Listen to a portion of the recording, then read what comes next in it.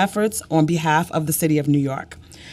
Recruitment and retention are essential to ensuring the city has the workforce necessary to meet its mission. These efforts are reflective of the administration's commitment to deliver vital city services for New Yorkers every day. Among the most important tools is in DCAS's toolkit is the administration of civil service examinations. These exams provide an even playing field to obtaining a career within New York City government and an eligible pool of candidates for agencies to draw from when job openings become available. Over 80% of city government positions require candidates to take and pass a civil service exam. We employ a multifaceted approach to outreach, engaging community-based organizations, leveraging social media, conducting targeted press campaigns, and utilizing advertising to inform New Yorkers about career opportunities in municipal government.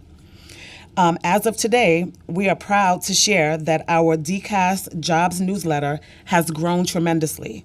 To date, over 200,000 job-seeking subscribers receive the newsletter monthly.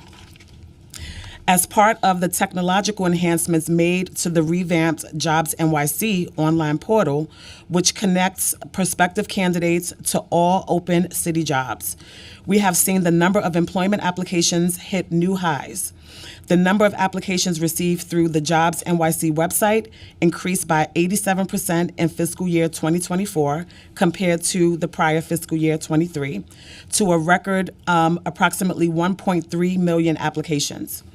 This reflects the success of our efforts to make city jobs more accessible and appealing to New Yorkers.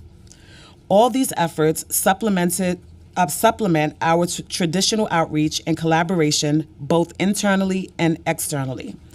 The city, along with DCAS and other agencies, engages in interagency and external partnerships with institutions like the City University of New York City Public Schools, and nonprofit and community-based organizations, including those that serve justice-involved individuals, to market and promote city career opportunities. Further bolstering our recruitment efforts, DCAS operates several pathway programs, including fellowships, internships, and apprenticeships, which help recruit the next generation of talent directly into the municipal workforce. All told, our recruitment efforts are showing meaningful signs of progress in attracting job seekers to city work. While recruiting top talent to municipal government services is vital to the city's success, we also know that retaining those same talented New Yorkers is just as important. We want people not only to thrive in their careers, but also grow professionally so they can make a bigger positive impact on their fellow New Yorkers. To foster growth and long-term commitment, we offer robust professional development and promotional opportunities tailored to employees' career aspirations. As entry-level civil service exams provide a gateway to solid middle-class jobs with good benefits, promotion exams provide important pathways for upward mobility. To afford employees the tools and resources they need to grow, DCAS and the city offers professional development training, including through our New York City Management Academy, Leadership Institute, training expos, the DCAS course catalog, and access to our new comprehensive e-learning platform, NY City Learn. Also, we will soon be rolling out career counseling as a service to city employees in accordance with Local Law 75 of 2024. We look forward to seeing all these efforts continue to bear fruit in the coming months. When we look at the data, we see that the City of New York is competitive with the private sector when it comes to filling vacancies with talented New Yorkers. And our retention rate of 90% is similar to other large public sector employers like New York State, which is also at 90%, and the federal government at 94%. Data indicates that citywide agency vacancies are low overall, at approximately 5.7%, which is down from a high of 8.4% in November of 2021. We continue to see very high rates for both retention and tenure. Compared to the 3-year average time that an employer stays in the private sector, DCAS data shows that city employees serve more than 3 times as long, or about 10 years. In fact, 3/4 of the municipal workforce has served for 5 years or more. Thanks to the myriad of programs and policies in place to support city employees, the City of New York is one of the top employers of choice for New Yorkers.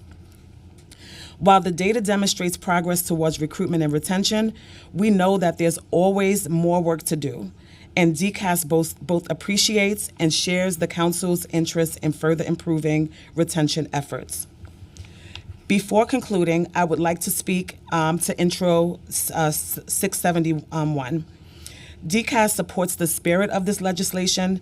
However, I should note that through our work, we have found that eliminating civil service exam fees does not increase the number of exam takers or passing candidates. Despite introducing several avenues for applicants to have exam fees waived over the years, many of which remain in place, we have found that while more people may apply to take exams, the number of test takers that show up for the exam does not increase. We believe that this bill aligns with the state's new law that expands opportunities for high school seniors to take civil service exams within 12 months of meeting diploma and age requirements, which has already been operationalized at DCAS. I hope we have made it clear that the city and DCAS are constantly working to ensure agencies have access to the tools necessary to recruit and retain the staff they need to deliver on their individual missions and provide vital city services to the people of New York. We always recognize that there is more work to be done and challenges may be overcome. Although creative partnerships across government, including with public safety and human services agencies, we are looking to tackle recruitment challenges to ensure that our city continues to be an employer of choice for New Yorkers. Thank you for the opportunity to be here today. Good afternoon, Chair De La Rosa and members of the committee. My name is Daniel Pollack, and I'm the first Deputy Commissioner of the Office of Labor Relations. Today, I will briefly outline our efforts through collective bargaining to improve recruitment and retention in the city workforce. Coming out of the COVID pandemic and the nationwide recruitment and retention challenges, commonly called the Great Resignation, recruitment and retention was a focus of the administration in the current round of bargaining. First and foremost, the 5-year pattern in this round, which we refer to as the 2021 to 2026 round of bargaining, included the most significant wage increases in more than a decade, totaling 16.21% over the 5-year term. Since our first agreement with DC 37 in February of 2023, we have settled contracts with 138 bargaining units, covering over 98% of unionized city employees. Negotiations with the remaining units are ongoing. We also introduced a new initiative in this round to tackle areas with significant recruitment and retention challenges. For eligible units with demonstrable recruitment and retention issues, the union could allocate up to 0.5% of funding through a contract extension or similar means, with the city matching this funding by an additional 0.5%. This feature recognizes that recruitment and retention issues are a joint problem for management and labor, and that we can work together to address those issues through collaboration and negotiation. This equity funding has facilitated permanent lifeguard salary increases, a retention bonus program for 911 operators, accelerated top pay salary schedules for special officers and school safety agents, and a new salary structure for probation officers. These are just some of the provisions we have reached agreement on in this round to enhance recruitment and retention. Our agreement with DC 37, signed onto by numerous other unions as well, also included a flexible work pilot. Through that pilot and the ongoing work of a labor management committee established by the DC 37 agreement, we created a remote work pilot and have rolled out remote work at every eligible city agency. We've also established a compressed work week pilot, which is being implemented at many agencies. The flexible work pilot runs through May 31st, 2025, And as that deadline approaches, we will continue our ongoing discussions with DC 37 to evaluate the pilot and plan our next steps. Thank you for the opportunity to testify, and I'm happy to take any questions. Thank you all for being here and for your testimony. I want to recognize we've also been joined by Councilmember Feliz. Welcome. And I think we may have one more. Hold on. And Councilmember Caban on Zoom. So thank you all for coming and for continuing to have this conversation. It's been an ongoing dialogue, and I appreciate both the openness and your willingness to collaborate on the issue of retention and improving the workforce. I know we're mission aligned when it comes to city workers. I do have a few questions. One of the questions that I have for DCAS is about the 2-for-1 hiring policy. How has the 2-for-1 hiring policy impacted DCAS and other agencies in meeting the staffing needs, especially in departments with critical or immediate service demands? So thank you for that question. DCAS is, no different than any other city agency. We actually use different strategies to address some of our recruitment challenges. Such as targeted hiring events. Most recently, we had a targeted event for our attorney population. But we try our best to navigate to ensure that there are no service delivery interruptions for our customers. Kaden, do you want to talk about anything with OTR?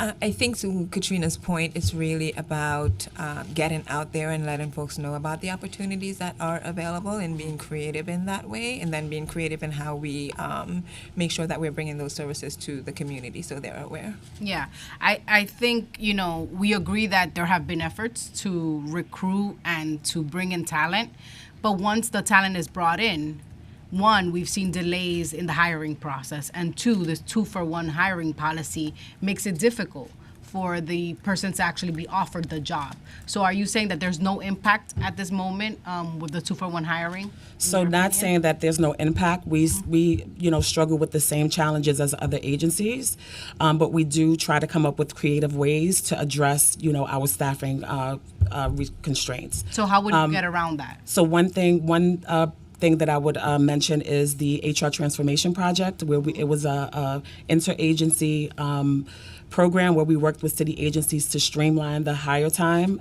We looked at our onboarding documentation and worked with these agencies to streamline so that we could onboard candidates more quickly. Created a new employee webpage where all new hire and policies and procedures that pertain to city employees are in one place, so that employees have an opportunity to just bring transparency to the new hire process. And in terms of the 2-for-hire rule, how are exemptions decided? Because I was told in the past that there are exemptions for certain agencies that have urgent vacancies or some of the public safety considerations. How are those exemptions decided? Are you aware? Unfortunately, I do not have direct insight into that. We worked with our internal HR department, to address in human capital, to address any staffing vacancies that we have to fill. We work directly with our HR department. So if there's an agency that comes to you all and says, there's an urgent need here, are you having the conversation with OMB about needing, permission or needing clearance for that line to hire or an exemption? No, we do not provide that sort of guidance to agencies. One thing that we lately, what we've been advising agencies is to maybe consider our Civil Service Pathway Fellowship Program. This is a program that's managed by DCAS, and it is exempt from the 2-for-1. So we will help agencies provide agencies with guidance and strategies on how to navigate that criteria. So are you finding that agencies are having those conversations directly with OMB, not via DCAS?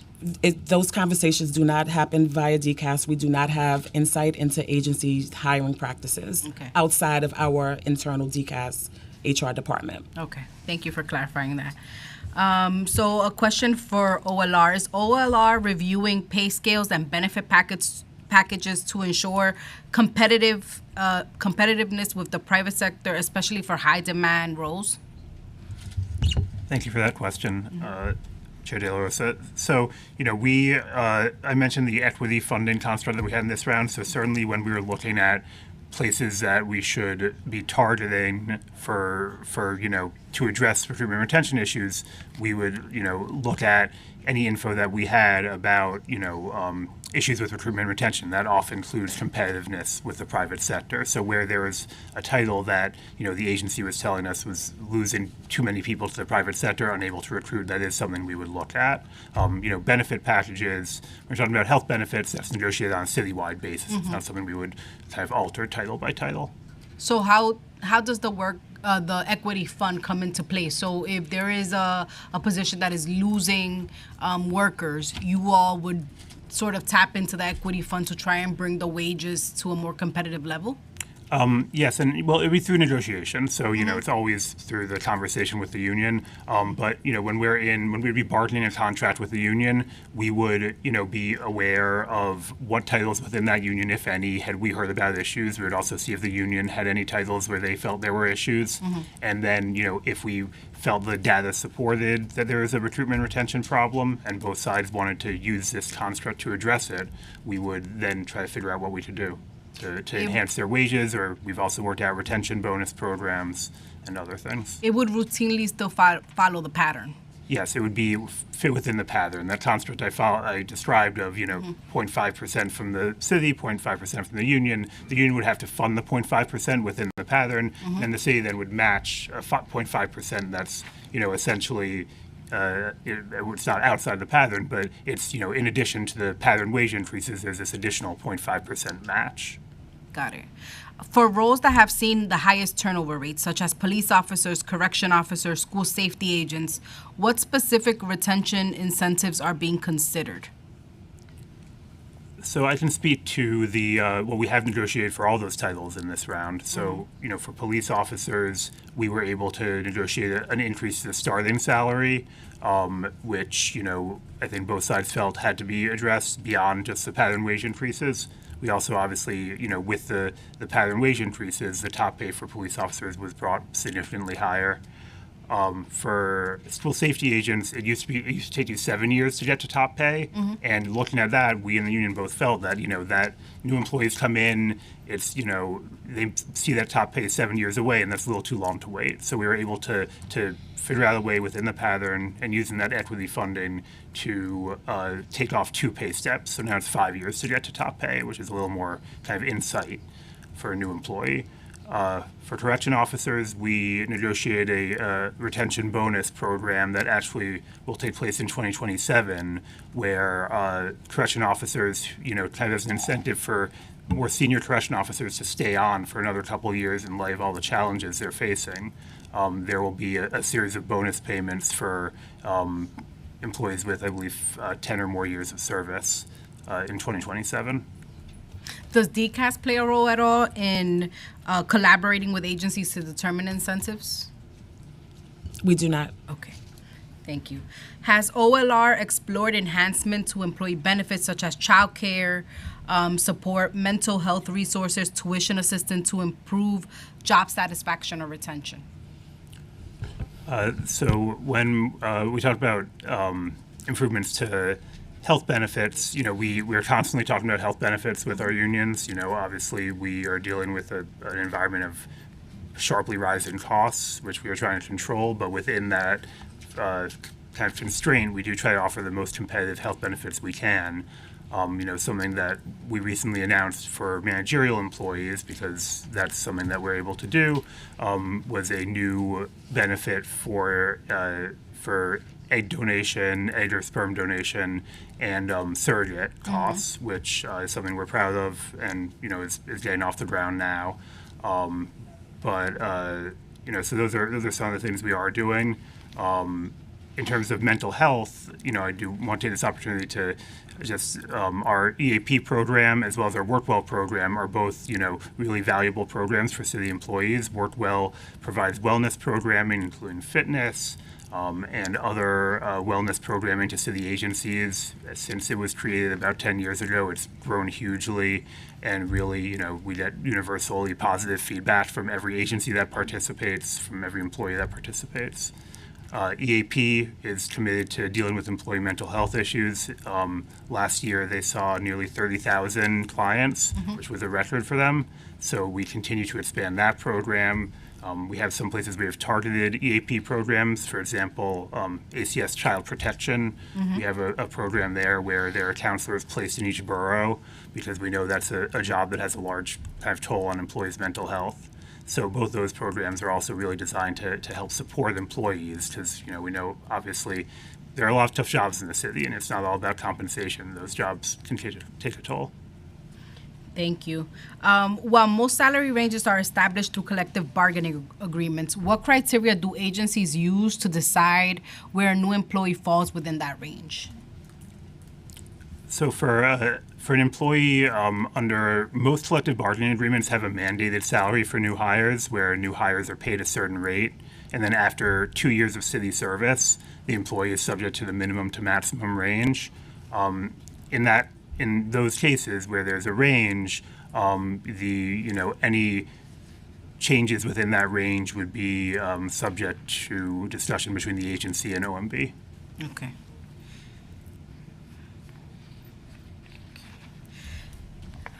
The city announced an expanded remote work pilot in 2023 and for 16,500 employees.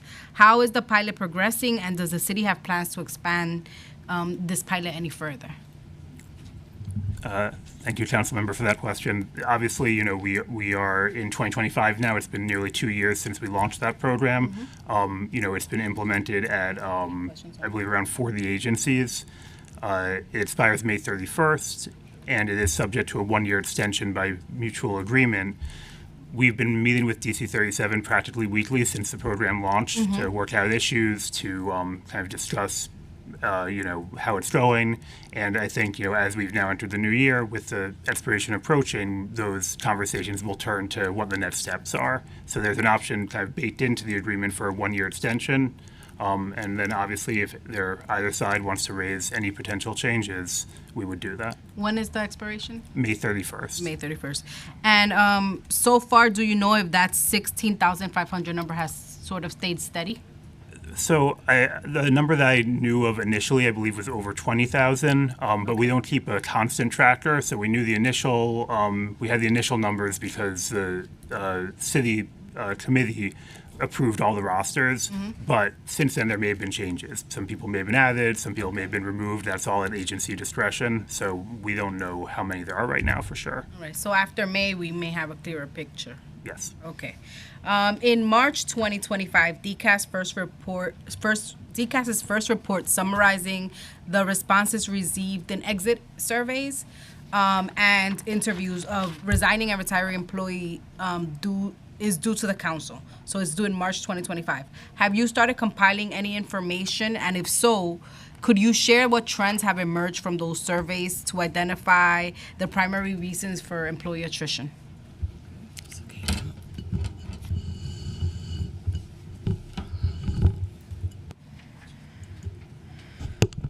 Thank you for that question. The team is still compiling the data for that survey. We have received the initial raw data from the agencies, and right now we're in the process of compiling that information, and we'll be ready to publish for the March 30th date. Okay, thank you. We're looking forward to seeing some of the responses. Nationwide, there is a significant pattern of retiring employees departing their positions in local and state government. Retirement-eligible individuals are less likely to postpone retirement, and those under the retirement age are increasingly likely to accelerate their retirement. Have those trends been observed in New York City municipal workforce in recent years?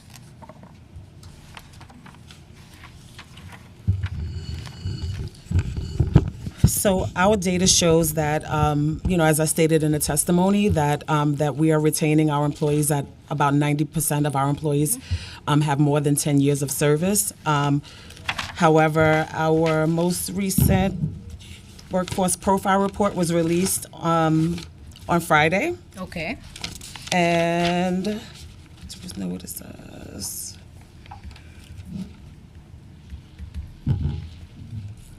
We're showing that about the retirement eligibility percentage is going down. We're showing about 14% of the city's workforce is retirement eligible between fiscal years 24 and 28.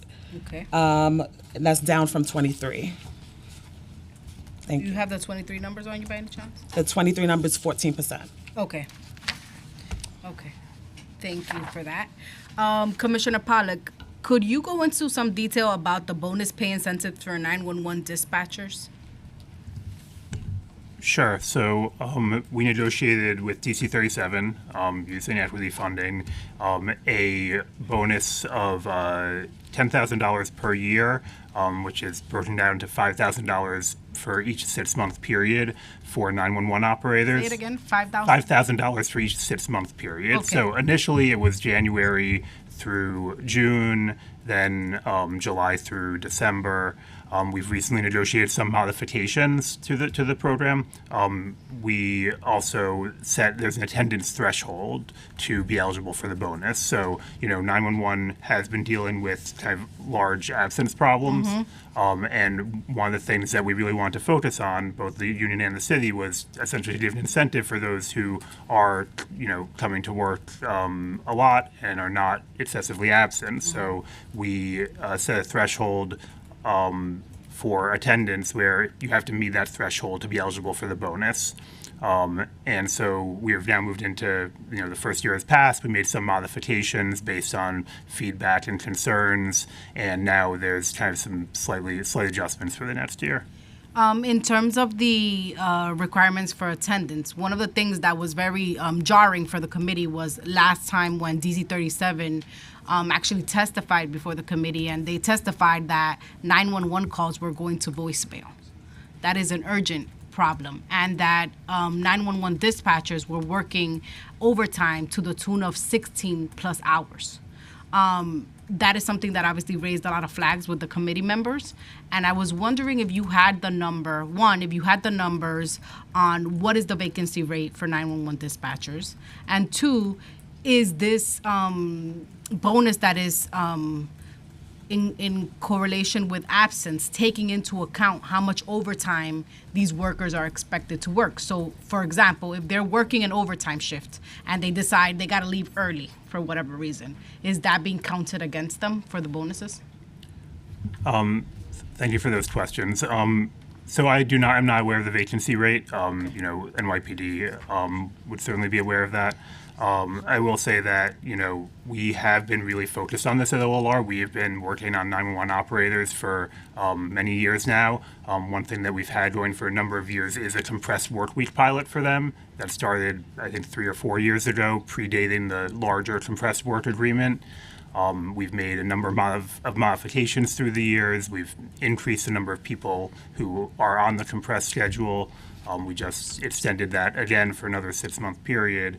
So like I said, we've been very involved with that unit. We know that there are challenges there. We know it's a really tough job. We know there's excessive overtime, high absence rates, and it is something that we are looking to improve. In terms of the attendance threshold, it doesn't really count overtime. Okay. So it doesn't, count overtime for or against you. If you, don't work an overtime shift or only work part of a shift because you have to, go home sick or something, that doesn't count against you. It really only counts your regular shift. And the other thing I'll say is we did bring down for the prior year, we brought down the thresholds we initially had just to, recognizing it was a tough year, Challenges, yeah. and that, so some more people should be eligible for the bonus than initially were.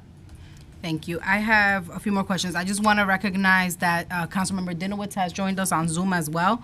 In terms of the 911 dispatchers, last question on this, I hope, but are they being provided some of that stress and wellness packaging that you spoke about with some of your other bargaining? Because it seems to me like this is a workforce that is highly stressed due to the nature of their job. Well, it's there's nothing specific for them, Okay. but it's something we'll certainly explore. With both our director of EAP as well as Workwell. I will say the person who runs the Workwell program has also been kind of one of the point people involved in the compressed work week pilot. So Okay. we definitely know that there's a need there. I think one of the challenges is when for a job where there is a lot of overtime, sometimes there's not even necessarily time for those other things. So Yeah. we do need to reach out to them and really make an effort to get them to use those resources. Okay, thank you. DCAS, do you all ever partner with individual agencies to develop role-specific retention incentives, particularly for those roles identified as hard to recruit? So yes, we're in constant communication with city agencies to help them develop strategies to attract top talent. One of those ways, of course, is through the administration of examinations. 80% of the positions in city government require a civil service examination. We release our annual examination schedule on July 1st annually. However, the planning for that schedule starts in January. So just a few weeks ago, we released our tentative examination schedule, which includes titles that DCAS anticipates being included on the schedule this year.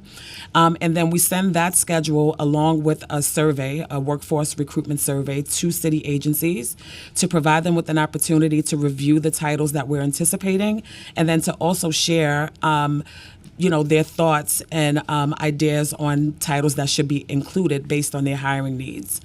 And it's, we go back and forth with the agencies. We also meet with agencies at their request to discuss any, special needs around the timing of the exam or, any specialized skill sets that may be needed ahead of the exam schedule. And how often do you update if the title's hard to recruit? How often do you review that designation? Hard to recruit is usually at the agency would provide that information to us, and then we would review it at that time. Okay. Our Office of Citywide Recruitment also works very closely with agencies, conducting agency spotlights to our community-based organizations and educational institutions to highlight positions that may be hard to recruit. Do you want to add anything? Okay. All right. Thank you for that. My colleagues and I have been concerned about increasing wait times for ambulances and emergency response teams to arrive on the scene of patients in crisis. At the November hearing held last year by the Committee on Fire and Emergency Management, Hospitals, and Oversight and Investigation, the administration emphasized that emergency responses require incredible collaboration between 911 dispatchers, FDNY, EMS, EMT, and hospital staff. Does DCAS play any role in the recruitment or examination of 911 call dispatchers, EMS, EMT, or hospital staff? And that's one part of the question. And then while we recognize that there is a complicated structure with all of these separate entities, it would be helpful to understand what role, if any, DCAS plays with any of these different groups. So DCAS's role is to support these agencies by administering examinations. Much of the titles that you mentioned, with the exception of the hospital emergency room title, are competitive titles in which DCAS administers examinations. And once again, we request feedback from agencies on how often they want to have these titles. Many public safety titles we give multiple times a year to support future recruitment efforts. Anything else?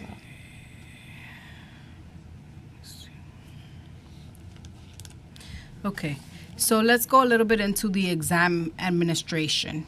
Could you please explain DCAS's role in collaborating with agencies to determine which civil service exams will be scheduled and what metrics factor into the joint decision to administer this exam? So once again, our process starts in January, in which we... Sorry, Commissioner. We got to stop the hearing for 1 second. Give us a second. I think it's the translation. Yeah. Just give us 1 second. I apologize.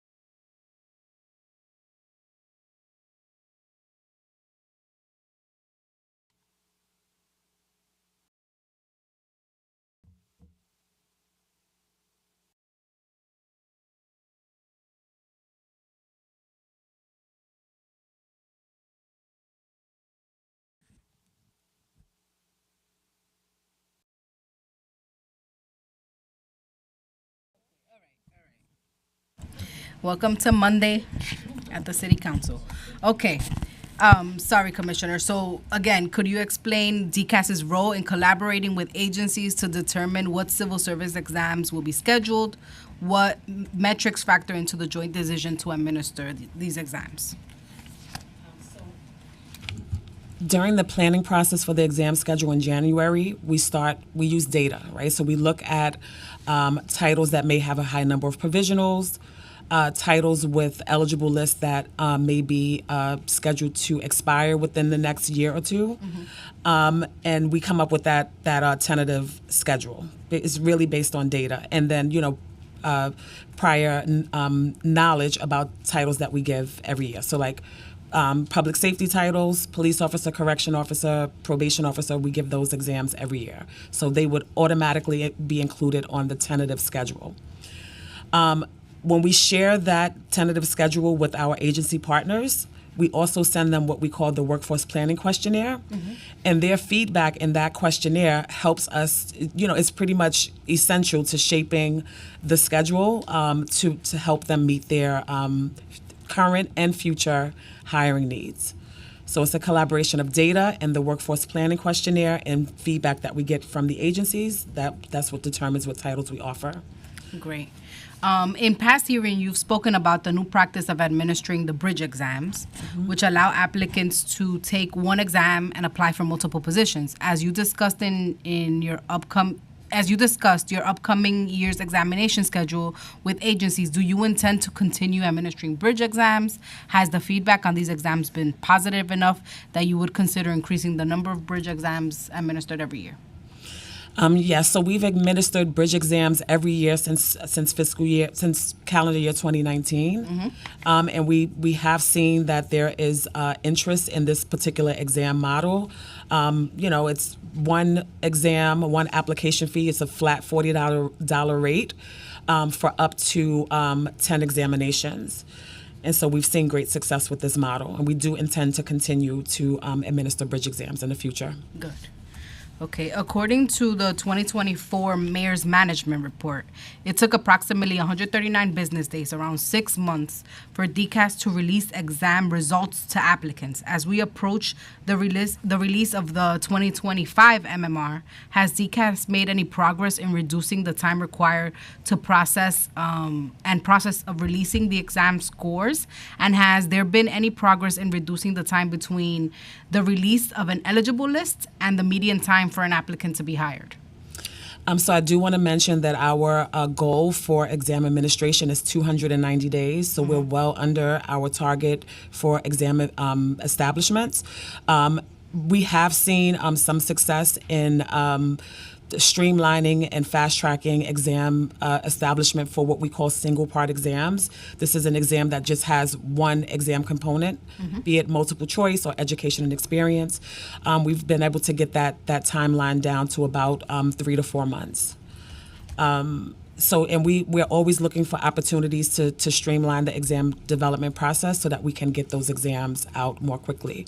It is important to mention that there are legally mandated activities that need to happen, such as the protest review session, that take time. But if an agency has an immediate hiring need, we can work with them to get them candidates before the list is established. Great. I mean, I think one of the things that always is surprising for the council, and when we hear about the 6-month period, is like, what kind of person can wait 6 months, to actually start working, and the economic hardships, right? You're already coming. If you weren't employed, if you were unemployed, or you're coming from a place where you haven't had income, and then you gotta wait kind of 6 months, it would seem to me that we lose some talent that can accept a job immediately in another sector. So, that's always something that's in the back of our heads as we think about the process. So something that I will mention is, like, if there is an immediate if an agency has an immediate hiring need, they have vacancies and they don't have candidates, and we just administered an exam, we can provide them with data so that they can start to engage with those candidates right away, so that they don't lose the top talent. Okay. The exam schedule, though, it's a preemptive measure, right? So these exams are for, really for future needs. But we are flexible in that way, where we provide agencies with data all the time to help them fill their vacancies. Great. What formula? What is the formula for the application fee? One of the things you testified to, I have the bill that kind of waives the fee, and I understand like the need to have you pay, even though I would argue that, I pay for the gym and I don't go. So it's not always an incentive, like you pay and you go, But I understand that we want people to be responsible, and if they do put their resources towards something, they're going to show up because they're bought in. Right? But what is the formula for the fee? Where does the money generated by the application fee go towards? One of the things that we know is that, again, for an individual that may not be employed, this could be a barrier. So I just want to learn a little bit more about how the fees are determined. Like I think I saw there was some tests that are like $68. There's other tests that are $40. There's different fees. So how do you determine what's the fee per application? So thank you for that. I'll turn that over to Rob Alexander. Thank you for that question. Thank you, Council. The fee is part of our rules. The fee is determined by the minimum lowest salary, starting salary for that position. So there's a chart that I believe begins at $40,000 up to over $100,000, with 40 being the least and 101 being the highest salary. I think it was last updated sometime in 2010. Okay. And you all are, by your testimony, are finding that when people pay, they generally show up. When they pay a small fee, they come in much better percentages when they do if they don't pay at all. Okay. Would you be open to reconsidering some of the application fees or lowering them in the future for either all exams or just for the titles that are experiencing high vacancy rates at this time? So we're always open to, new ideas and suggestions to help the city attract top talent. We do believe that the bridge exam is one of those, exam types that allow a candidate to pay a fee, but to, get more bang for their buck by being eligible for up to 10 exams. What's the fee for the bridge again? It's $40. It's a $40 flat rate. Yeah. Okay. And then we recently expanded this model for what we're calling the public safety exam, which was recently open for filing at the end of last year. So, just taking that model and continue to expand upon it so that candidates, have more opportunities to be appointed from lists. Thank you. I want to recognize that our colleague Eric Batcher is here. Thank you. I'd like to ask some questions regarding some positions that are currently experiencing high vacancy rates. We talked a little bit about school safety agents. In September 2023, DCAS published a notice of examination for school safety agents exam with a $0 application fee, with multiple choice testing set to begin October 17th. By July 2024, the hiring list for those examinations was made public on the city government website. Can you provide an update on whether the Department of Education has hired any of the individuals from the eligible list? And if so, how many? And what factors have delayed the hiring process? So unfortunately, we do not have insight into agencies, hiring practices or how many folks are being hired off of these civil service lists. We would have to reach out to them for that information. Okay. Is that something that if you request, they would share? Sure. Okay. If you could help us get some of that information, that would be great. You said school safety agent? Yeah, school safety agents. Let's see. And then a similar exam for school safety agents opened for application in May 2024, with multiple choice testing to begin on August 15, 2024, and again in October 2025. Unlike the 2024. Unlike the 2023 exam, which had no application fee, these exams required a $54 application fee.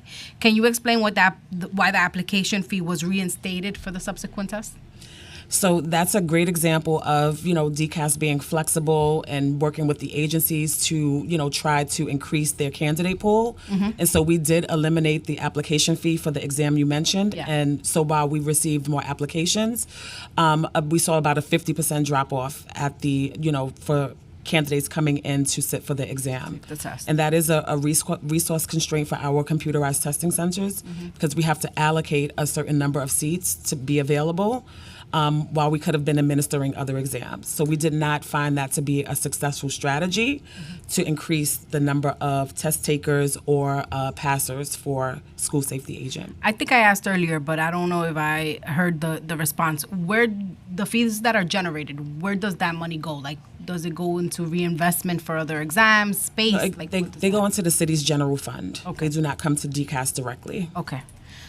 Were you able to find? We were unable to find a hiring list for the examinees who took the exam in August 2024 or October 2024. Have those exams been published yet? If not, when do you expect the examinees can receive the results? And this is school safety agent? Yes. Do you have it? Those two that tested in August and October, they're probably out by the end of February. End of February, okay. Okay, and for public safety positions, asking a few questions on those. In addition to school safety exam, we observed that several other examinations for public safety positions were announced last fall, including exams for probation officers, police officers, correction officers, and the level 1 public safety exam. Why was the probation officer exam postponed, exam number 5129? So yes, that exam was postponed because we're working with the Department of Probation on a qualification requirement update. And so we wanted to ensure that the update was completed before the exam opened for filing. I believe that that update is almost complete, so we will be engaging Department of Probation to get the exam back on the schedule. Okay, this seems significant because because as of December, Department of Probation has an 18.5 vacancy rate with 200 positions open. So do we think that once that qualification review is done, we'll be able to fill some of those positions? Well, actually, there's an active list for probation officer with available candidates. So probation, can reach out to DCAS for certification, and we'll send them those names. Okay. The multiple choice testing for the police officer exam began on October 23, 2024. Has the eligible list for that exam been released yet? And if not, when does DCAS anticipate that it will be available? That exam was finalized and established on January 22nd, I believe. Okay. So it was last week. The notice of examination for the correction officer position imposed a $68 application fee. However, the position's current minimum salary starts at $53,000 a year.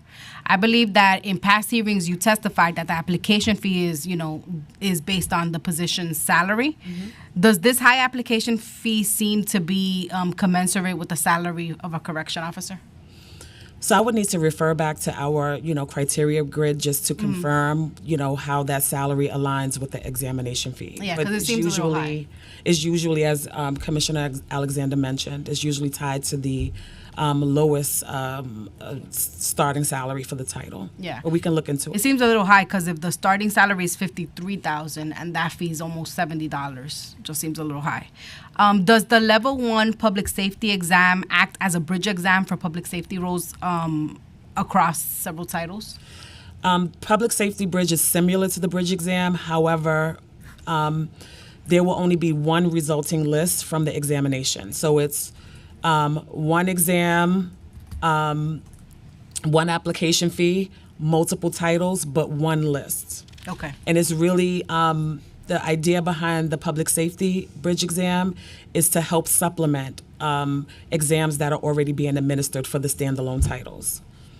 Okay. And are you finding in your experience that agencies are able to easily access and pull people off the list?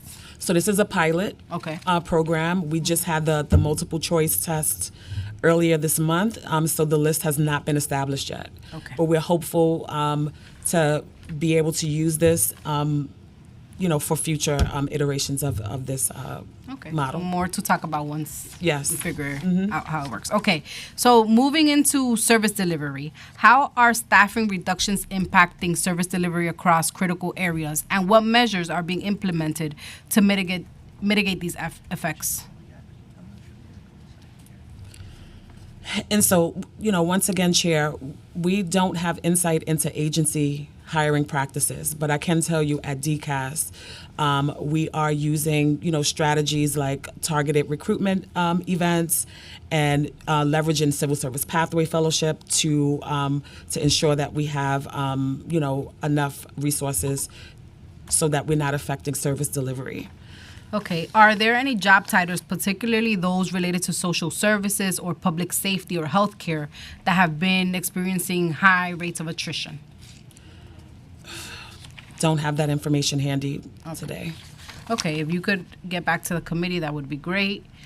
Let me see. What key performance indicators does DCAS use to evaluate the success of its hiring and retention initiatives? So through the MMR, we have quite a few indicators there, but one that we use, absolutely is the time between exam administration and exam establishment, because we do recognize that, that the time that it takes for us to complete those examinations, may affect, an agency's ability in some cases. Okay. Hold on. I'd like to recognize that we've been joined by Councilmember Julie Menon, and also Public Advocate Williams is here. Is there a timeline or a benchmark in place for reducing vacancy rates in the hardest hit agencies? Do you have an internal timeline? We do not. Okay. Is there a reason why?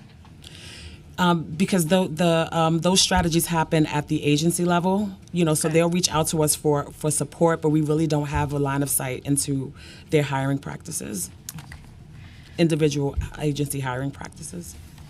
Okay.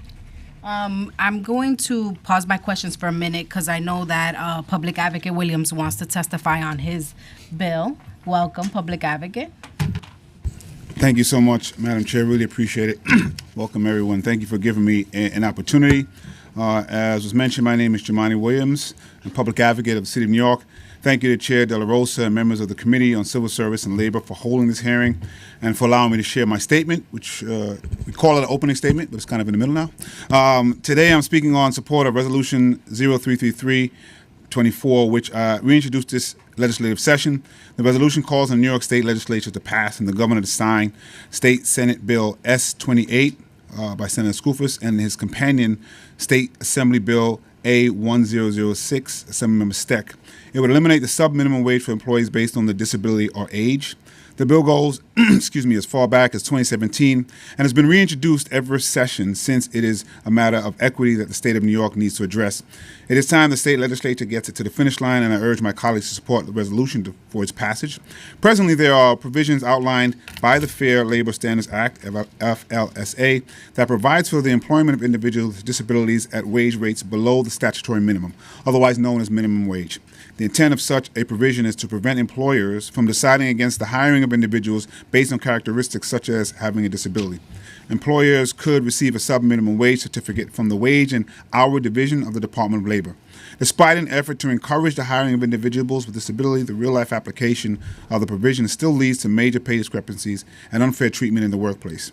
According to the United States Government Accountability Office, since 2019, more than half of workers employed by organizations possessing a sub-minimum wage certificate earn less than $3.50 an hour.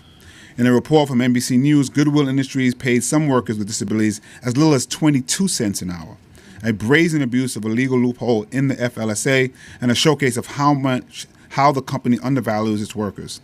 Senate Bill S-28, Assembly Bill A-1006 would eliminate these provisions, allowing New York to finally join the 18 other states that have passed legislation that has or will end sub-minimum wage work for people with disabilities. The legislation would also impact both New York City and state, as both have a significant population of residents living with disabilities. Approximately 11% of the city's total population live with some type of disability, and approximately 26% of student adults in the state live with disabilities. Researchers estimate that there are around 1,400 workers paid a sub-minimum wage, with a large portion of them classified as individuals with disabilities. The FLSA is more than 85 years old, and with it comes provisions that may be arguably antiquated. Enacted during the middle of World War II, the FLSA went into effect when the country experienced financial constraints and a shortage of then-current workforce because of the draft for military service. While the intent of the sub-minimum wage was to ensure job opportunities for people with disabilities, it does not entirely account for the loopholes employers will go through to pay employees as little as possible for their work. Everyone deserves to seek and obtain dignified employment and be compensated fairly. It's time New York steps up and rid itself of this nearly century-old ableist provision, and ask my colleagues to support the resolution to push our state legislatures to do so. Thank you, Chair, for hearing this piece of legislation as well. Thank you. Thank you for putting forward an important legislation. We certainly support. Thank you. You don't have questions. Okay. Okay. So I have a bunch of questions. Bear with us. And this line of questioning has to do with reports that have been recently sent to the council by DCAS in the last few months. And so we want to dig in a little bit to some of the information in those reports. The first one is the Civil Service Ambassador Program, Local Law 2023, Local Law 2 of 2023. At the end of 2024, we received the report on the Civil Service Ambassador Program. This report requires DCAS's Office of Citywide Recruitment to report on various education and outreach efforts that the department has engaged in at the civil service pathways across the city during the prior fiscal year. We're very appreciative of your work, of the work you did to promote public service work at these events, and just wanted to touch base on some of the most interesting points that we saw in the report on FY24.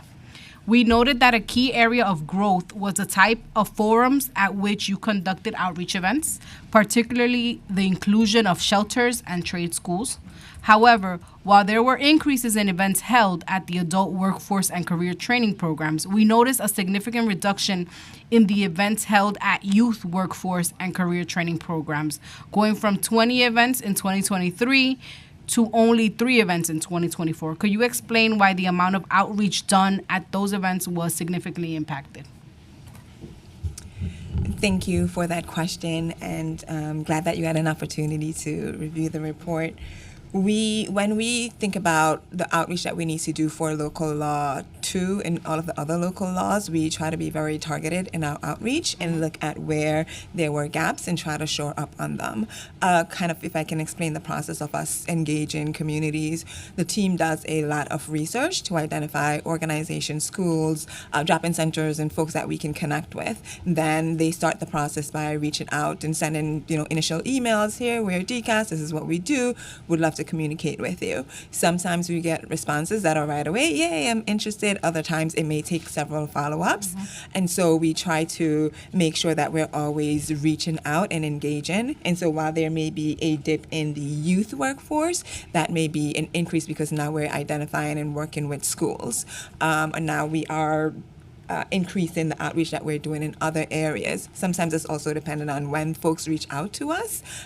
So we always try to make sure that we're hitting all of the different populations, but it's a challenge sometimes in terms of, sticking to one particular population. Okay, got it. In the table where the civil service pathway engagement events are laid out, we note that some events are labeled as other, signifying events held in partnership with other city agencies and community boards. Could you please elaborate on the types of events you conducted with city agencies or community boards? Were they hiring halls or educational outreach events? So it could be listed as both. We don't necessarily include hiring halls or career fairs where we're not conducting civil service one-on-one sessions in this report. Because of the requirements of the report. But for example, it could be the Department of Youth and Community Development for their summer youth employment program. We will do information sessions for them. We would do city talk panels for them. We do different information sessions. For the community boards, we may go out and do an information session for them. So that's why we include them under the other category. Okay. The report specifies that the outreach events that were held across the 5 boroughs were not necessarily consistent. For example, Manhattan and Brooklyn had 14 events each, while Staten Island only had 3. The report describes the discrepancy as being due to challenges in the first half of the fiscal year. But could you please elaborate on what those challenges were? While we recognize that there are definitely preferences for virtual presentations or limitations based on partner organizations, I feel that it is unlikely that our neighbors in Staten Island have such an overwhelming preference for virtual events or other events that don't fall under the purview of the ambassador program when compared to residents in the other 4 boroughs to merit the steep discrepancy described.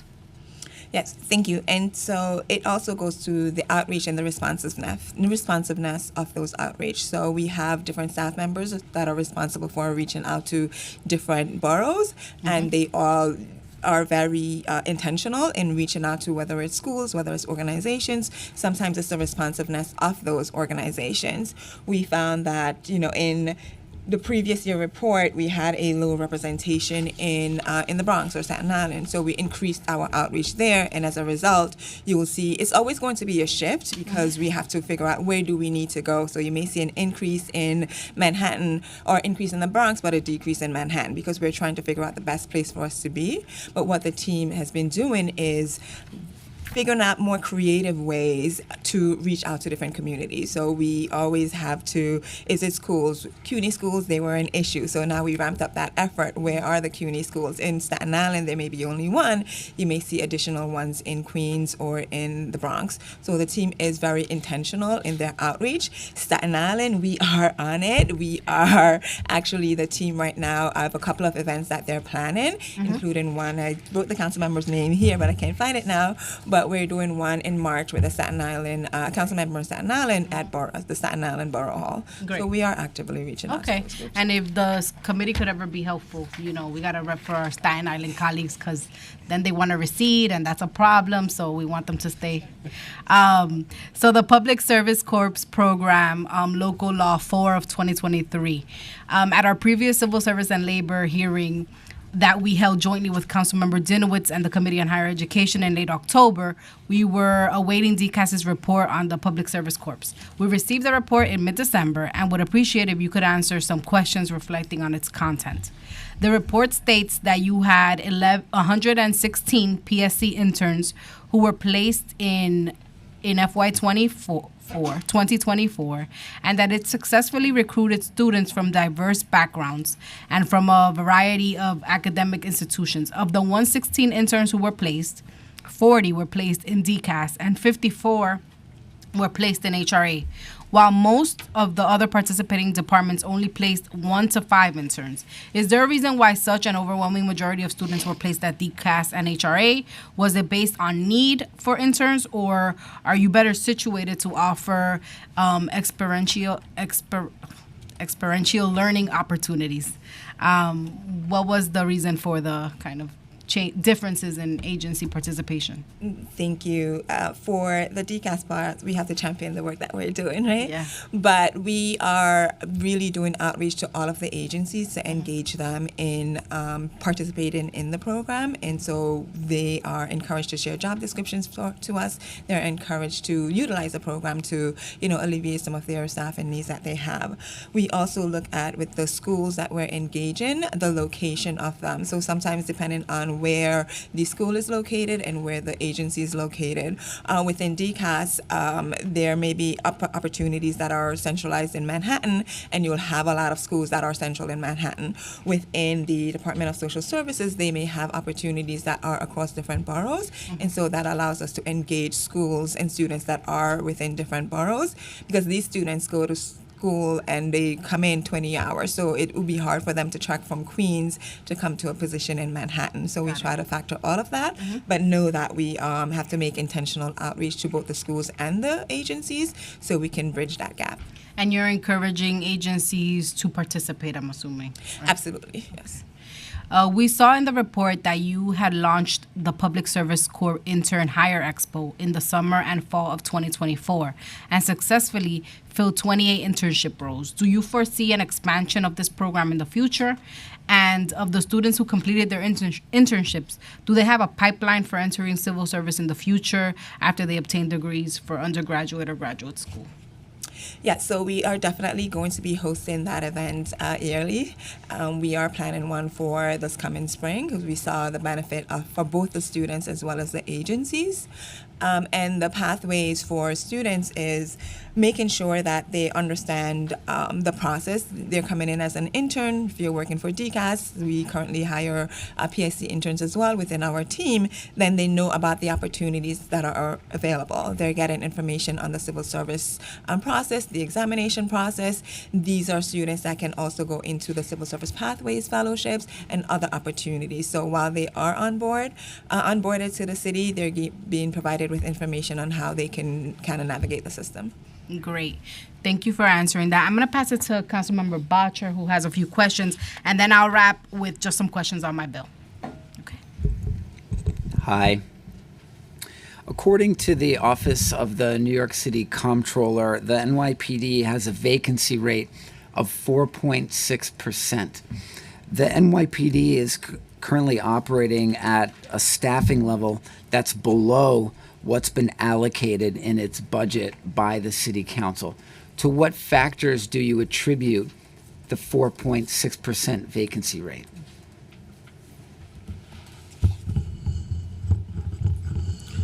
So DCAS works very closely with the NYPD to discuss, any potential staffing issues or concerns, and we usually support them through the administration of civil service exams. Many of the public safety titles that the NYPD uses are offered multiple times a year. So, for instance, police officer, we offer it 3 times a year. School safety agent, traffic enforcement agent, 2 to 3 times a year. And so we support them in that way. Speaking directly to the percentage of the vacancy rate, we're not at liberty to do that today. Based on your experience, is a 4.6% vacancy rate for the NYPD low, average, or high? So I can't speak to that today, sir. We can definitely look into it and get back to you with a more definitive answer. Thank you, council member. All right, so on my intro, 671, how does DCAS anticipate that a fee waiver could improve access to civil service opportunities for underrepresented groups and economically disadvantaged communities? So we do recognize the importance of fee waivers. We offer fee waivers for many different populations, such as folks who receive Medicaid, public assistance. If you're unemployed, you can receive a fee waiver. So as I mentioned in my testimony, we do agree with the intent of the bill. We're just concerned that, based on our experience with reducing fee waivers, that folks will apply, but that they won't actually show up to take the examination. Okay. Does DCAS have data or research showing how examination fees have previously acted as a barrier for potential applicants? What I can tell you is that approximately 20% of candidates who apply for our exams receive a fee waiver. They request and we approve a fee waiver. Okay, 20%. All right. All right, we'll keep chatting about how to make it work. Thank you so much for your testimony, and thank you for being here today. So after you read all of this, we're just going to turn to law enforcement.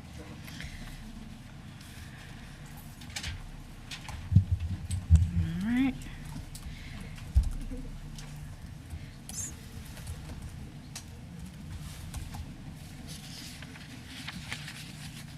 All right. I now open the floor to public testimony. Before we begin, I want to remind members of the public that this is a formal government proceeding and that decorum shall be observed at all times. As such, members of the public shall remain silent at all times. The witness table is reserved for people who wish to testify. No video recording or photography is allowed from the witness table. Further, members of the public may not present audio or video recordings as testimony, but may submit transcripts of such recording to the Sergeant at Arms for inclusion in the hearing record.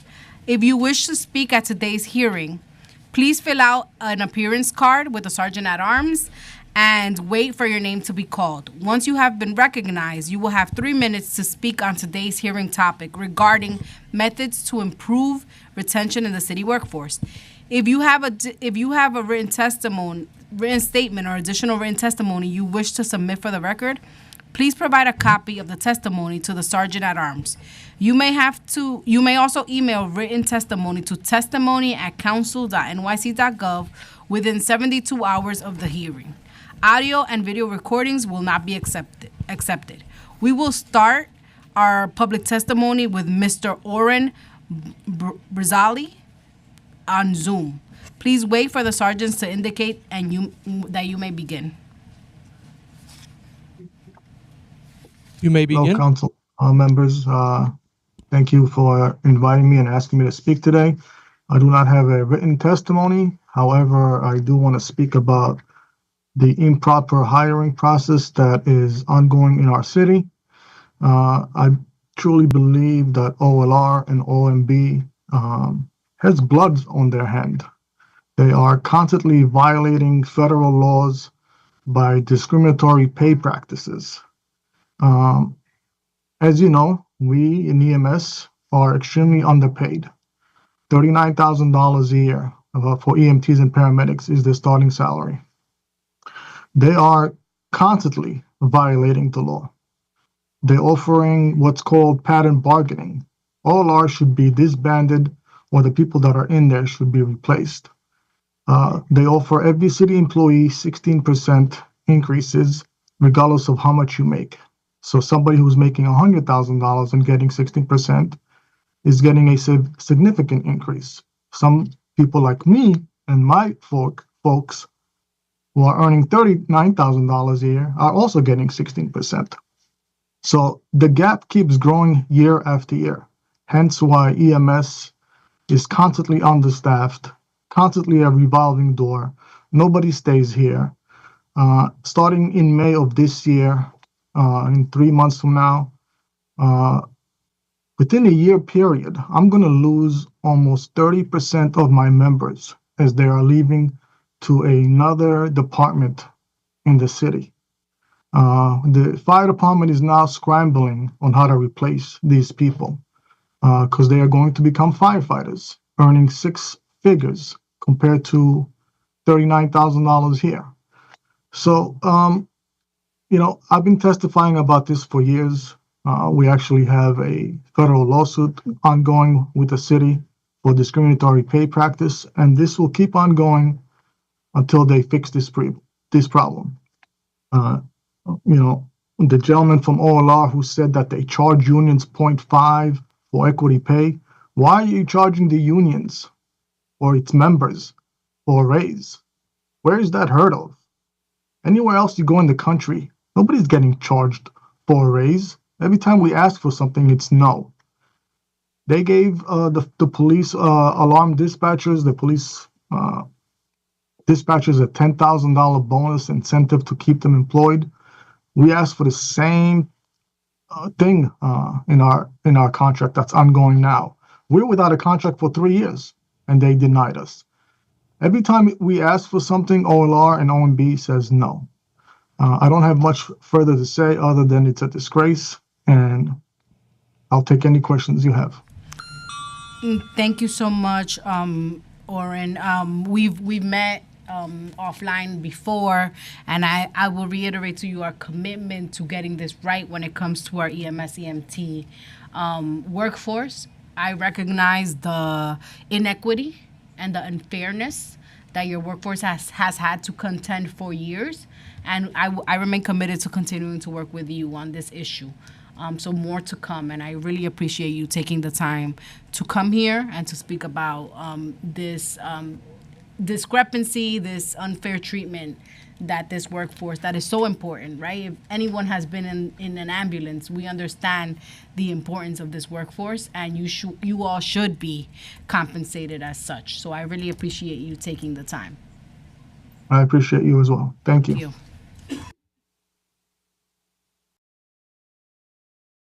Okay, so now we will turn to in-person testimony. When you hear your name, please come up to the witness panel.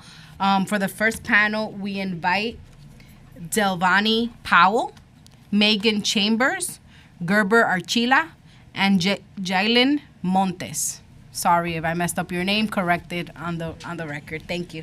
And Gerber Archila and Haley Montes, they require interpretation, so we may have to wait a little bit for the devices and stuff, but other than that, it should be.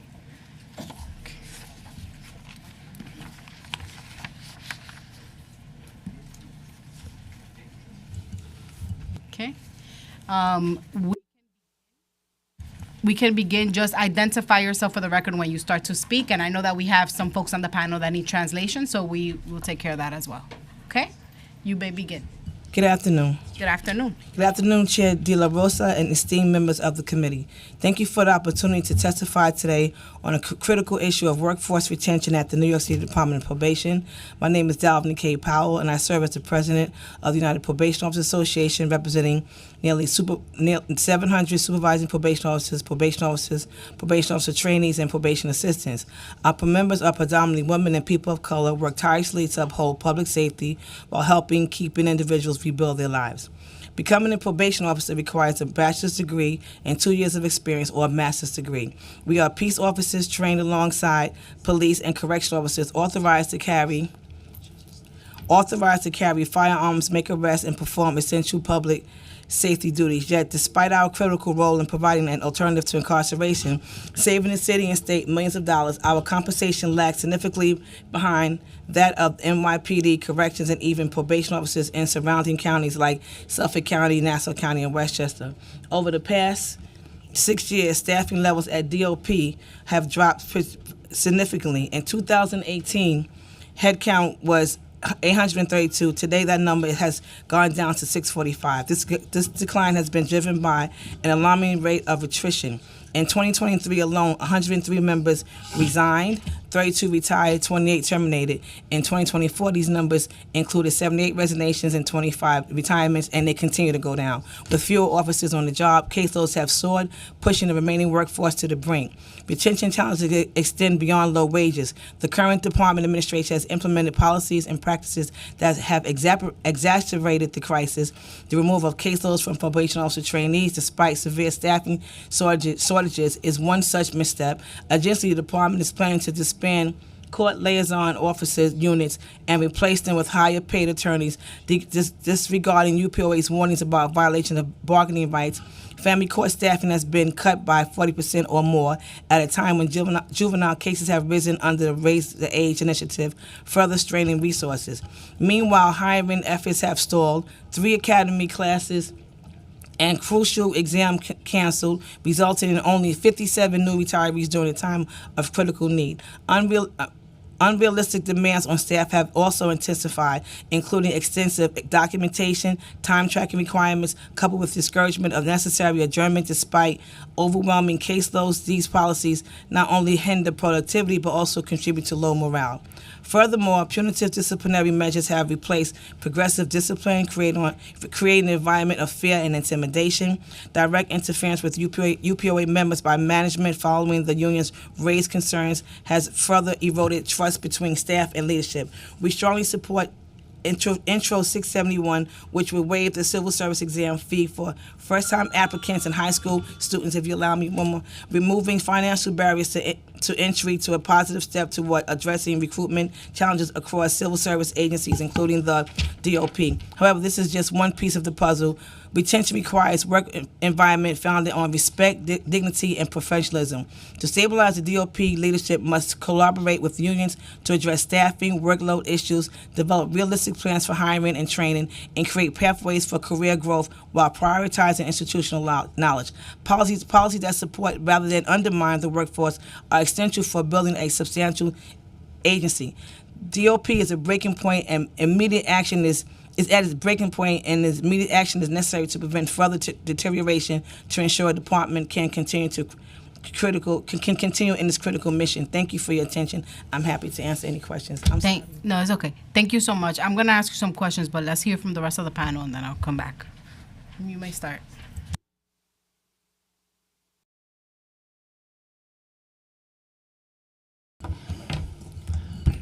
Okay, good afternoon. We're very glad to be here. My name is Megan Chambers, and I am co-manager of the Labor Union, the Laundry Distribution and Food Service Joint Board, Workers United, SEIU. Our union represents 7,500 frontline service workers in and around New York City, including more than 3,000 industrial laundry workers. On behalf of our union, I'm speaking to express our strong support for Resolution number 598. Thank you to Chair De La Rosa for introducing this very important resolution, and thank you for the entire committee for listening to us today about this urgent and important issue. Union co-manager Alberto Arroyo is also here today to express support, along with quite a few of our members, as many as we could fit in the back row. I'm not going to go over every word of our testimony. We have submitted written testimony, but just in brief, industrial laundry companies use factory-type equipment to launder thousands of pounds per hour of sheets, towels, tablecloths, and other washables used by New York City businesses and institutions. Our union and its members who work in industrial laundries have fought really hard for decades to establish fair standards for workers in this sector, and we are really proud to say that almost all industrial laundry companies that service businesses in New York City abide by those standards. One of the big users of industrial laundry products in the city is the healthcare sector, hospitals, nursing homes. And there is one company that is an outlier that refuses to comply with area standards, and it is critical that this company and anybody who wants to follow in their footsteps be reined in. And that's what this resolution does. So the company I'm talking about is a company called FDR Services Corp. There are shockingly bad working conditions there. This company is a serial lawbreaker that over the past 7+ years has flagrantly violated workers' rights and area standards for industrial laundry workers. The resolution works to put an end to those kinds of abuses by calling on New York City hospitals and nursing homes to make sure that they are using contractors that respect workers' rights, follow the law, and adhere to area standards. FDR Services employs around 175 workers, mostly immigrants and women, and they are members of our union. But they do not enjoy the standards that the rest of the membership enjoy because FDR Services, for more than 7 years, has refused to sign a successor union contract, so they don't have a signed contract, and has denied them their quality union health insurance. So there's a list attached to our testimony of the many legal violations at FDR Services. The workers deserve better, and our New York City hospitals and nursing homes deserve to be using quality providers, trustworthy providers. So this resolution protects everyone, and we hope it will get your unqualified support of this committee. Thank you so much. I'm sorry, I speak Spanish. You don't have to apologize. Puede hablar en español y Yeah. el traductor I need puede traducir, ¿ok? Buenas tardes. Buenas tardes. Mi nombre es Herbert Archila. Yo soy miembro de la Unión de Workers United y también trabajo en una lavandería en Nueva York. Okay. Good afternoon. My name is Gerber. Sorry. Okay. Está prendido. Good afternoon. My name is Gerber Archila. I'm member of the Union of Workers United, and also I'm working in a laundromat here in New York City. Continúa, segundo párrafo. Gracias por la oportunidad de participar en esta vista pública. Estoy aquí para apoyar a nuestras hermanas y hermanos que trabajan en FDR Service, hablando a favor de esta resolución que es muy importante. Okay. Thanks for the opportunity to let me participate in this public hearing. I'm here to support my brothers and sisters who are working for FDR Services. We are speaking on behalf of this important resolution for all of us.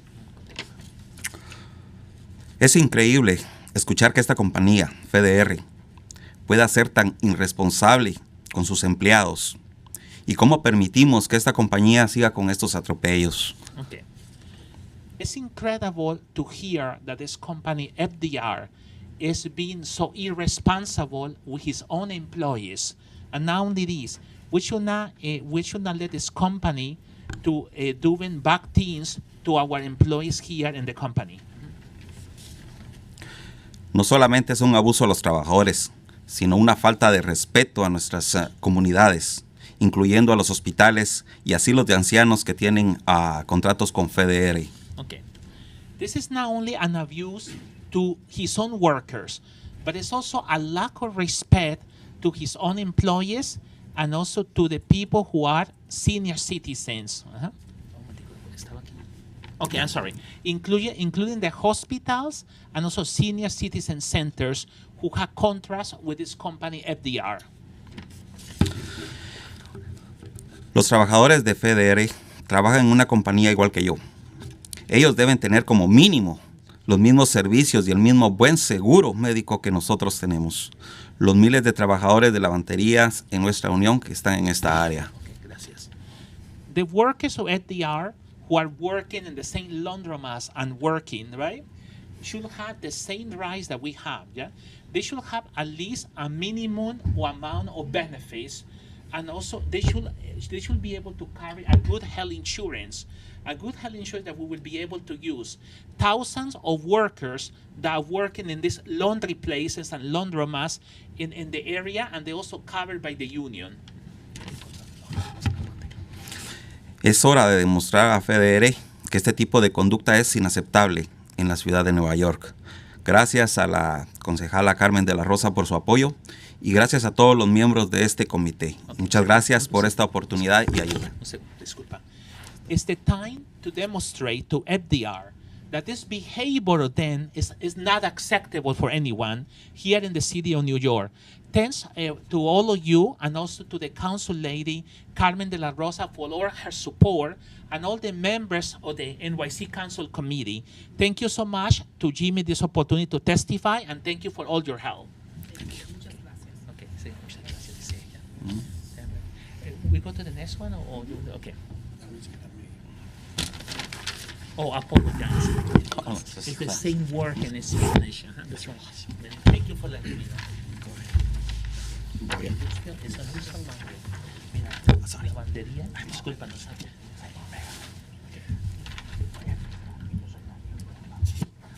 Thank you for letting me know. It's the same word. Sí. It's the same word. Okay. ¿Vas a hablar en español? Sí. Luego voy a usar el micrófono en inglés. Si hay alguna diferencia en nuestro español, me avisas, ¿ok? Puedes comenzar a leer. Sí. Oh, 1 second.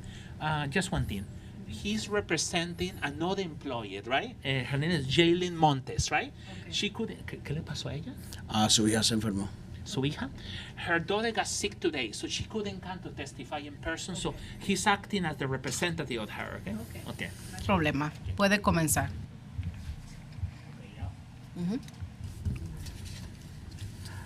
Mi nombre es Hailey Monte.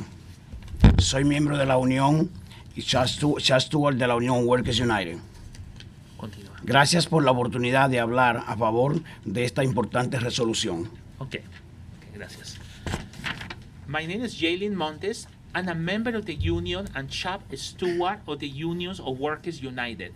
Thank you for the opportunity to speak in the favor of this important resolution for all of us. Okay. Trabajo en la lavandería FDR Service en Hempstead, New York. Okay. I'm working in the industrial laundry FDR Services located in Hempstead, New York. Okay. Nosotros lavamos para muchos hospitales y asilos de ancianos en el área de Nueva York. Okay. We are washing clothing for many hospitals and also senior citizen centers located in the New York City area. Esta compañía por los pasados 7 años se ha rehusado a negociar un contrato justo y hemos estado sin nuestro buen seguro médico por todos estos años. Okay, gracias. This company in the last 7 years has refused to negotiate a fair labor contract for all of us, and we have been without a good health insurance for the last years. Okay. Durante estos 7 años hemos sufrido muchos abusos de parte de la compañía FDR. Okay. During the last 7 years, we have been victims or we have suffered a lot of abuse done by the company FDR to us. Algunos ejemplos son: despidieron a compañeros de trabajo solo por ejercer sus derechos. Gracias a nuestra unión y a la Junta Nacional de Relaciones Laborales, ellos fueron regresados a su trabajo y les pagaron su salario perdido. Okay, gracias. There are some examples of this abuse. They fire many of our workmates only for the factor they were trying to exercise their rights about this abuse. Thanks to the union and thanks to the National Labor Relations Board, right? They were able to come back to their work, and they also pay for the stolen salaries, money that was stolen from them when they were working there. So they recovered this to the National Labor Relations Board. Ok. La compañía fue multada por OSHA por violaciones de salud y seguridad a los trabajadores. Okay. This company was fined by OSHA because of health violations and also violations of safety to all the workers in the company. Esta compañía se atrevió a despedir trabajadores durante la pandemia COVID-19 por no reportarse a trabajar debido a que dieron positivo al COVID. Gracias a la oficina de la fiscal general Leticia Jane, estos trabajadores pudieron regresar a su trabajo y les pagaron su salario perdido. Gracias. This company was so cynic that they fired some of their workers, some of the employees, only for the factor that during the COVID-19 pandemic, they couldn't come to work, right? Only because they were sick with COVID-19 and they still fired them. Thanks to the labor union and thanks to the office of our Attorney General, Leticia James, these workers were allowed to come back to work, and they also recover the stolen salaries, the money they had stolen from them when they were working in these places.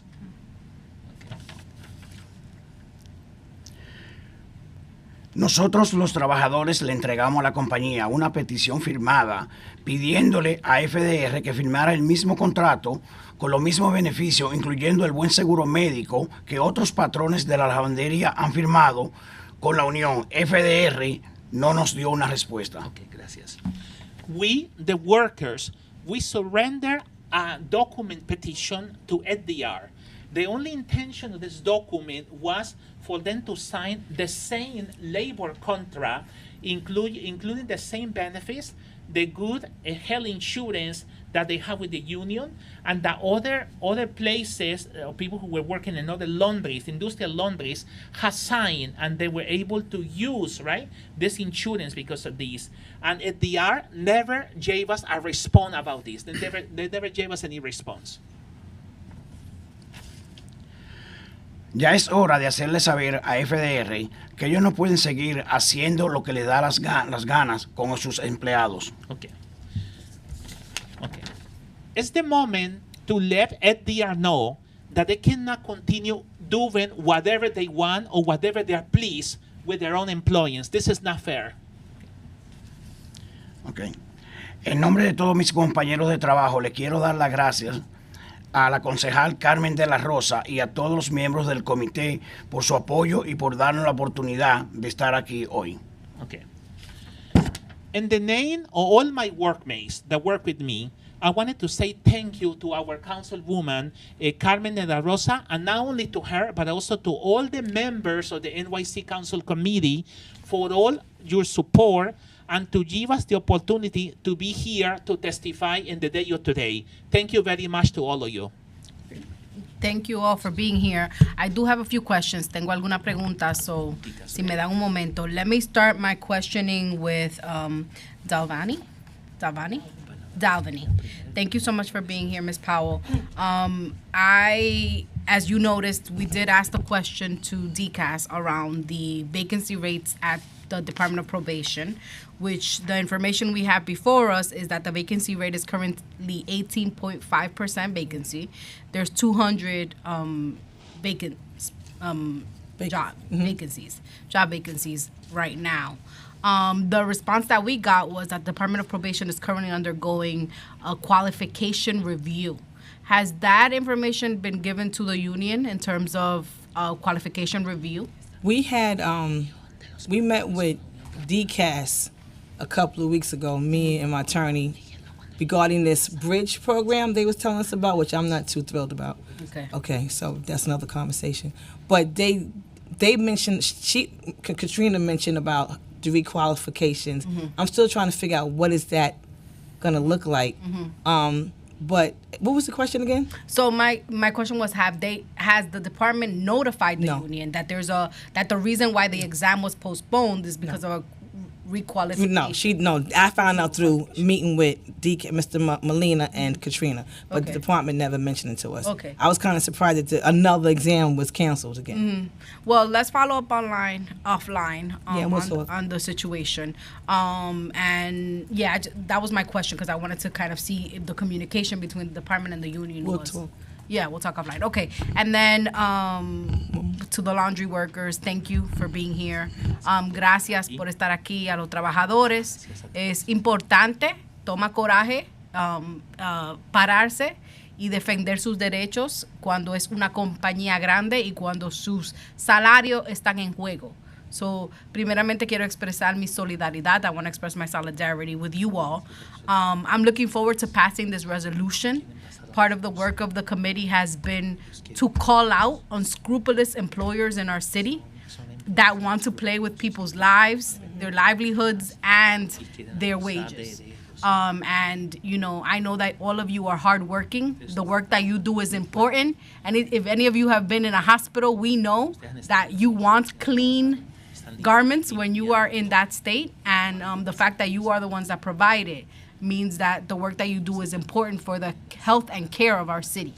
So I want to thank you for your service and let you know that we intend to pass this resolution in the council, and we look forward to continuing to defend your rights to live and work in our city. So simplemente le quiero dar las gracias. El trabajo que ustedes hacen es muy importante porque nosotros que hemos tenido la desventaja de estar en hospitales, sabemos de que cuando tú estás en un momento vulnerable, tú quieres tener ropa limpia.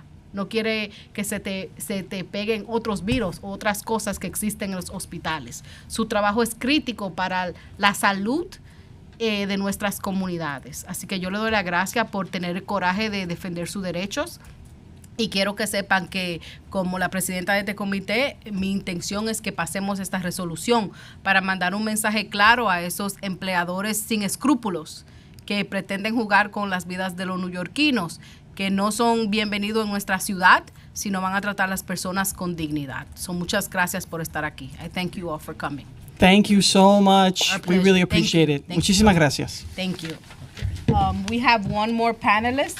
Up next, we'll hear from Christopher Leon Johnson. We'll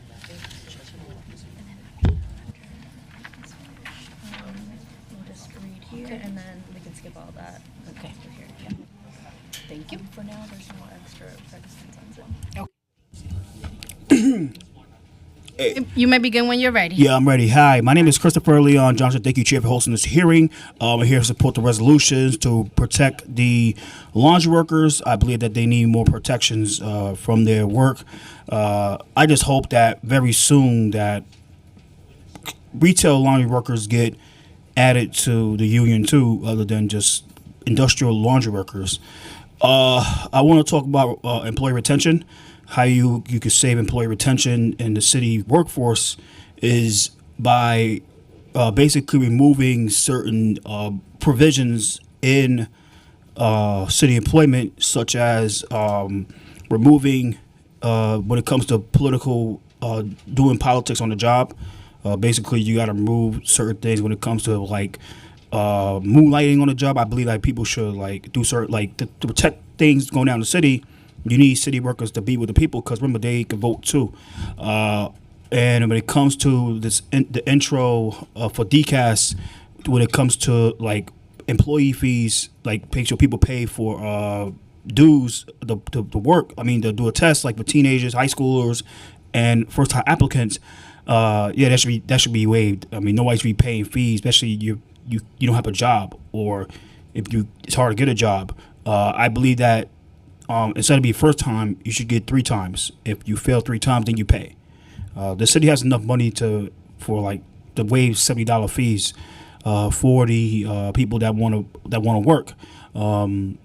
Basically, not only do you need to waive fees for the high schoolers and first time applicants, you need to waive fees for anybody that makes less than the 30% AMI poverty rate. People that makes less than low poverty wages, they should be able to pay any fees. But going back to this laundry worker thing, laundry worker stuff, these guys and gals need a lot of protections on the workforce, and I know this year, hopefully this union should be fighting back against retaliation on the workforce, especially right now where we have this president in the White House, Donald Trump. I know some of you guys here are immigrants, and we got to start educating these guys and gals about if they want to file complaints to the bosses, that there's protections to make sure that these guys don't get retaliated with the help of ICE and Department of Homeland Security, because these guys file complaints on these bosses. So this year, just more my education, making sure that these people, mostly migrants, don't be retaliated against by their bosses if they want to file complaints, especially in these industrial workforces, like the industrial laundry workforces, since a lot of these guys and gals speak Spanish, foreign languages. So, I mean, protect these guys and gals this year. This year is about protecting these guys and gals. We all see what's going on over this country with immigration. So that's all I got to say. Thank you. Thank you so much for coming. Thank you. Thank you to all who came here to share your thoughts and experiences. If there is anyone in the chamber who wishes to speak but has not yet had the opportunity to do so, please raise your hand and fill out an appearance card with the sergeant at arms in the back of the room. Sorry, we're gonna wait for Joanna to make sure that all the Zoom registrants and then Okay. Seeing no hands in the room, we turn to Zoom. If you are currently on Zoom and wish to speak but have not yet had the opportunity to do so, please use the raise hand function and our staff will unmute you. Seeing no hands, I would like to note that everyone can submit written testimony to testimony@council.nyc.gov within 72 hours of this hearing. To conclude, I would like to thank everyone who opened up their doors to the I would like to thank all the folks who opened doors into the municipal workforce for aspiring civil service workers. In addition, we would like to take a moment to express our thanks to all the interested advocates, workers who attended today's hearing, to share your experiences, and to the dedicated staff who organized this hearing. With that, this hearing is now concluded. Thank you so much.